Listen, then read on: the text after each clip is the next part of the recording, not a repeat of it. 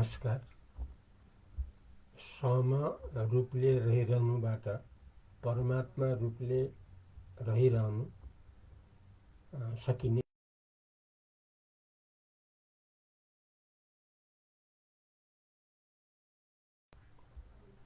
परमात्मा रूपले रहिरहन सम्भव हुन्छ अर्थात् सकिने हुन्छ। सम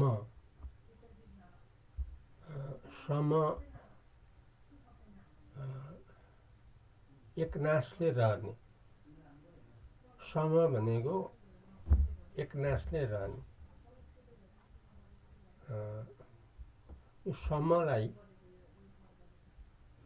मुक्तिको साधन भनेर ब्रह्मसूत्रमा बताइएको छ।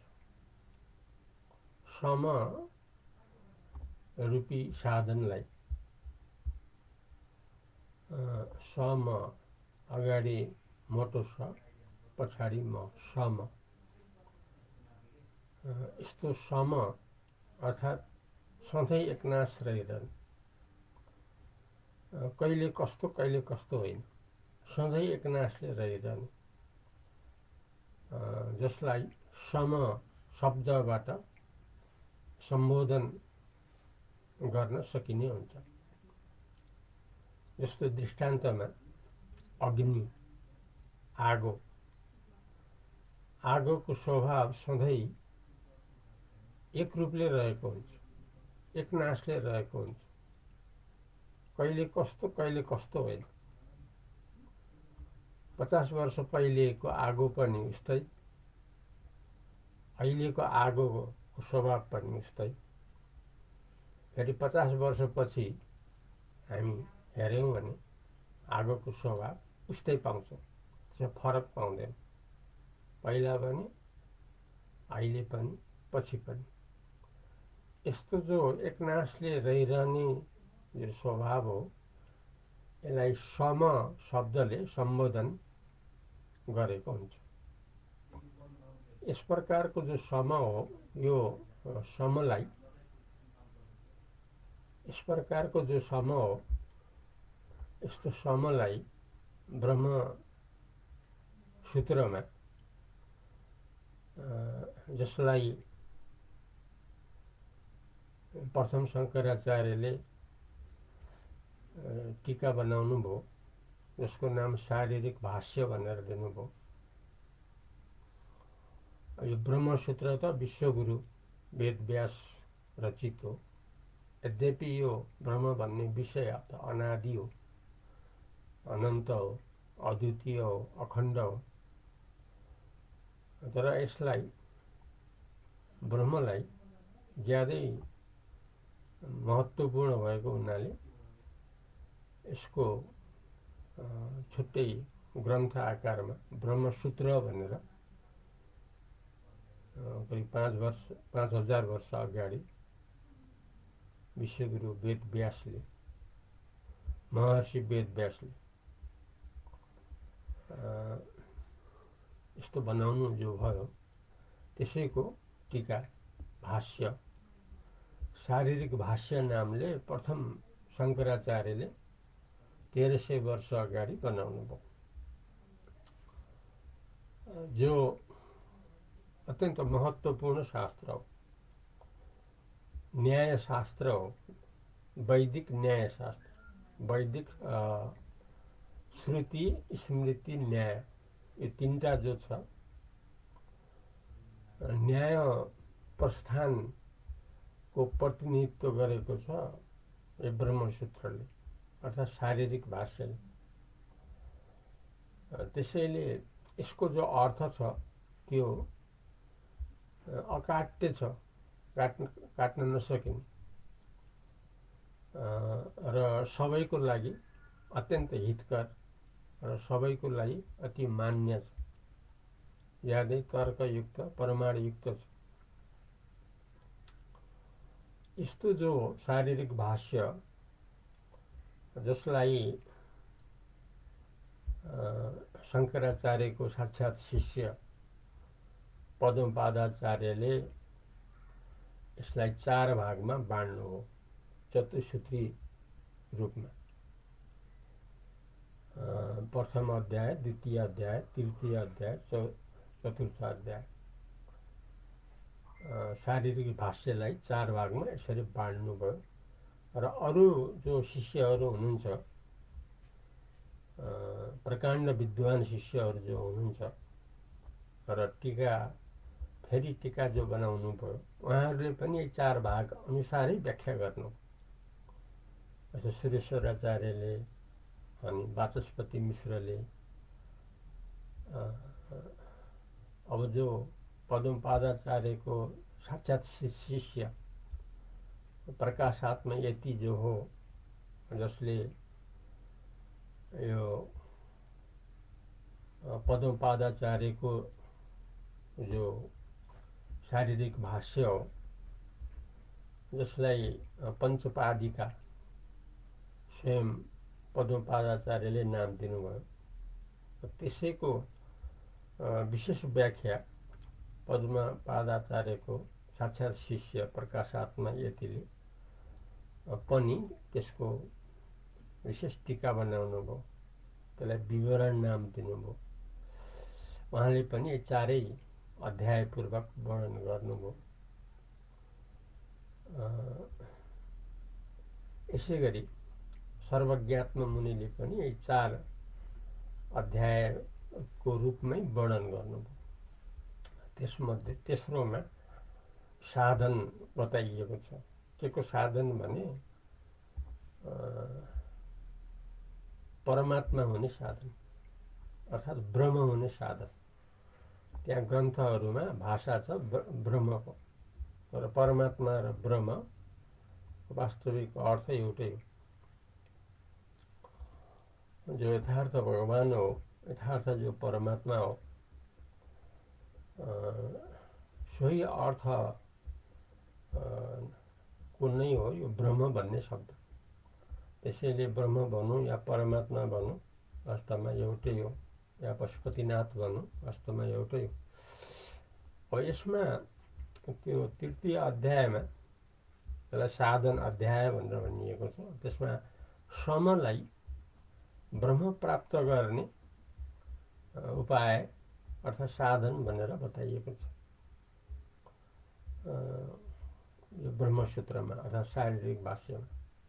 त्यसैले सम जो छ साधन ज्यादै महत्त्वपूर्ण छ, किनकि यसले ब्रह्म रूपमा रहिरहन सकिने हुन्छ, अथवा ब्रह्म रूपले रहिरहनलाई सम अनिवार्य छ। सम बिना ब्रह्म रूपले रहन सकिने हुँदैन, अथवा ब्रह्म रूपले रहिरहनलाई सम रूपले रहिरहेकै हुनुपर्छ। सम भनेको एकनाशको स्वभाव, सधैँ एकनाशको स्वभाव।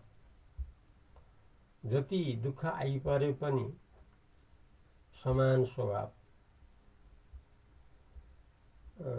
जति हर्ष आए पनि समान स्वभाव।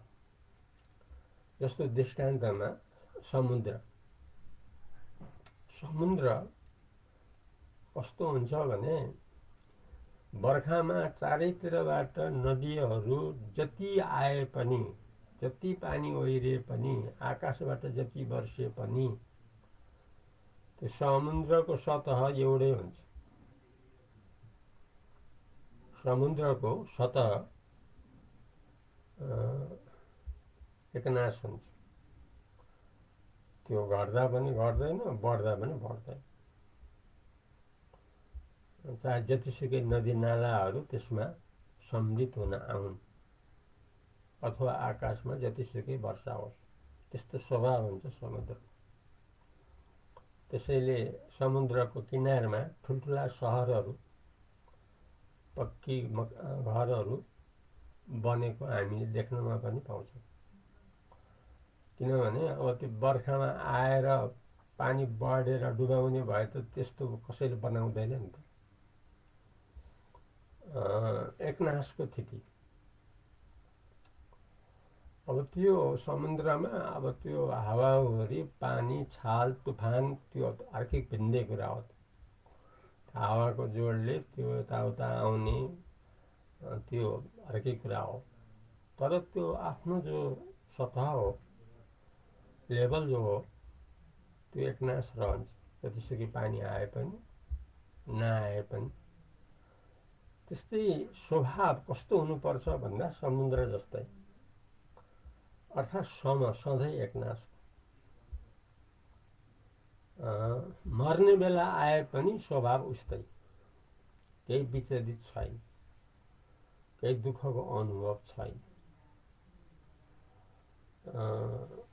अर्कोतर्फ करोडौँ चिट्टा परे पनि स्वभाव उस्तै छ, तलमाथि छैन।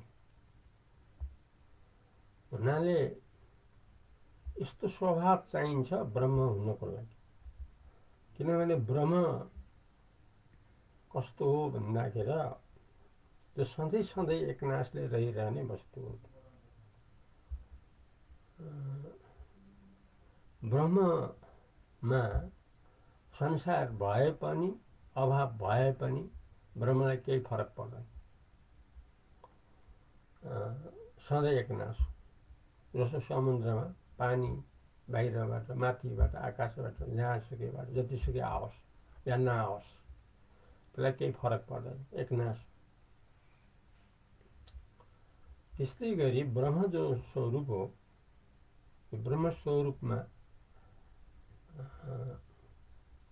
रहिरहनलाई, अर्थात् परमात्मा रूपले रहिरहनलाई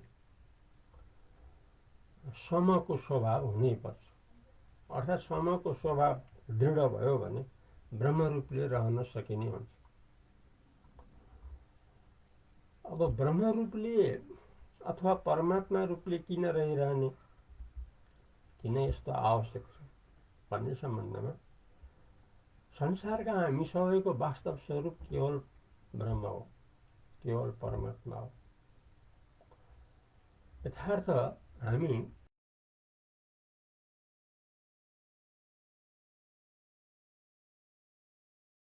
संसारका हामी सबैलाई हामीलाई आभासको रूपमा रहिरहन सुहाउँदैन, अधिष्ठानको रूपमा रहिरहन सुहाउँछ। अधिष्ठान भनेको ब्रह्म, मूल वस्तु, जो सधैँ सधैँ रहिरहन्छ, जो एकनाश छ, आफ्नै प्रकाशले प्रकाशित छ, स्वतः आनन्दै आनन्द छ। यस्तो जो वस्तु हो, यो हो अधिष्ठान रूपले जानिने ब्रह्म अथवा परमात्मा। यसरी रहिरहनु हामी सबैलाई सुहाउँछ, किनकि हामीहरूको मौलिक स्वरूप हो, अविनाशी स्वरूप हो, परिपूर्ण स्वरूप हो। यसमा मृत्यु आओस् या नआओस् केही फरक पर्दैन, किनकि परमात्मा हो नि, ब्रह्म हो नि, पशुपतिनाथ हो नि। तर आभास रूपले रहन हामीलाई सुहाउँदैन। आभास भनेको नक्कली, आभास भनेको छाया, आभास भनेको ब्रह्मबाट च्युत भयो भने, ब्रह्ममा रहेन भने, ब्रह्मको यादमा रहेन, आफ्नो स्वरूपमा रहेन, भट्कियो भनेदेखि अनि आभास खडा हुन्छ। जसरी मणिमा चमक खडा हुन्छ, जसरी मणिमा चमक खडा हुन्छ, त्यसरी ब्रह्ममा यो आभास खडा हुन्छ, जसको नाम जगत हो, जो भित्र र बाहिर दुई रूपले रहेको छ। कहिलेसम्म भन्दा ब्रह्म रूपले हामी नरहँदासम्म। ब्रह्म रूपले जब हामी रहिरहन्छौँ, आभास आउने खडा हुने सम्भावना हुँदैन। हामी यदि रहेनौँ आफ्नो स्वरूपमा भने अनि बल्ल यो आभास जीव जगत खडा हुने हो। हाम्रो प्रमादले, हाम्रो बेहोसीले, हाम्रो असावधानीले, तर हामी सावधानीपूर्वक ब्रह्म रूपले, परमात्मा रूपले, अखण्ड सम रूपले हामी रह्यौँ भने हाम्रो स्थिति आभास रहित अधिष्ठान रूपले, केवल ब्रह्म रूपले, पशुपतिनाथ रूपले, सच्चिदानन्द रूपले, आनन्दै आनन्द रूपले सधैँ सधैँको लागि भइरहेको हुन्छ। यसरी सम रूपले ब्रह्म प्राप्ति हुन्छ। आजलाई यति नै गरौँ, भोलि नयाँ प्रसङ्गले आउनेछु। तबसम्मलाई अद्वैत प्रदीपलाई बिदा दिनुहोस्। नमस्कार।